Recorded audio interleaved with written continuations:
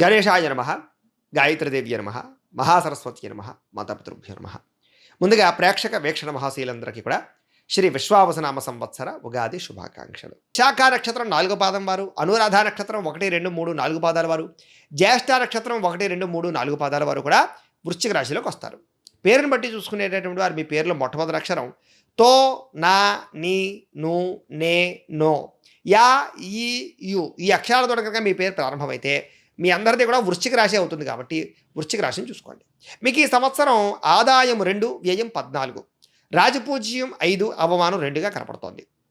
ఇంకా గోచారగతులు చూసుకున్నట్లయితే సప్తమ అష్టమ స్థానంలో గురుడు సంచరిస్తూ ఉన్నాడు, పంచమ స్థానంలో శని సంచరిస్తూ ఉన్నాడు, చతుర్థ పంచమ స్థానంలో రాహు సంచరిస్తూ ఉన్నాడు, లాభ దశమ స్థానంలోనేమో కేతు సంచరిస్తూ ఉన్నాడు. ఈ కారణంగా ఈ సంవత్సరం మీకు ఎలా ఉండబోతోంది అన్నట్లయితే కనుక మిశ్రమ ఫలితాలు కనపడుతున్నాయి. విద్యార్థులకి ఈ సంవత్సరం మిశ్రమ ఫలితాలు ఉన్నాయి. అలాగే కొంతమంది విద్యార్థులకి శ్రమకు తగ్గ ఫలితాలు లభించకపోవడం కనపడుతుంది. ముఖ్యంగా మీకు ఏంటంటే ఏకాగ్రత లోపించడం వల్ల, చదువు పట్ల శ్రద్ధ లేకపోవడం వల్ల, చెడు స్నేహితుల వల్ల, చెడు వ్యసనాల వల్ల ఇబ్బందులు ఉన్నాయి. విద్యార్థులు జాగ్రత్తగా ఉండాలి. ఉద్యోగస్తులకి సవాళ్లతో కూడుకున్నటువంటి ఉద్యోగం అంటే కనుక ఇబ్బందులతో కూడుకున్నటువంటి ఉద్యోగ వాతావరణం కనపడుతుంది. తోటి ఉద్యోగస్తులతో వివాదాలు కనపడుతున్నాయి. కాబట్టి జాగ్రత్తగా ఉండాలి. చేసే పని పట్ల శ్రద్ధ పెట్టండి.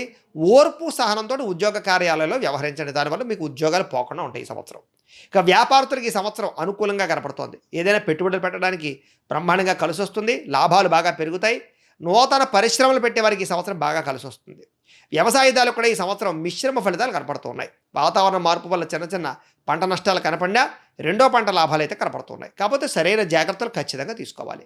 కుటుంబ సభ్యులతో సంబంధ బాంధవ్యాలు బాగుంటాయి. చిన్న చిన్న మనస్పర్ధలు వచ్చినా కూడా మళ్ళీ తిరిగి కలుస్తారు. అయితే ఈ సంవత్సరం మాట జారడం కానీ నోరు జారడం కానీ మంచిది కాదు.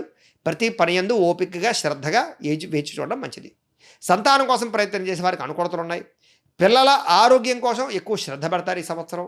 అలాగే వివాహాల కోసం ప్రయత్నాలు చేసేవారికి మంచి సంబంధాలు వస్తాయి. ఈ సంవత్సరం వివాహాలు కుదురుతాయి. కొత్త కొత్త సంబంధాలు కుదురుతాయి. అలాగే భార్యాభర్తల మధ్య అన్యోన్యత కనపడుతోంది. వైవాహిక జీవితం ఆనందదాయకంగా ఉంటుంది. ప్రేమికుల మధ్య అన్యోన్యత కుదురుతుంది.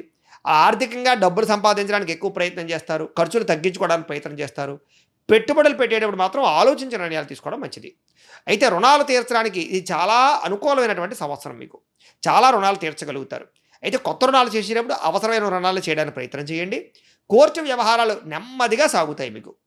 అలాగే మంచి సలహాలు సంప్రదింపులు చేయడం వల్ల జీవితంలో మార్పులు కనపడతాయి ఈ సంవత్సరం మీకు.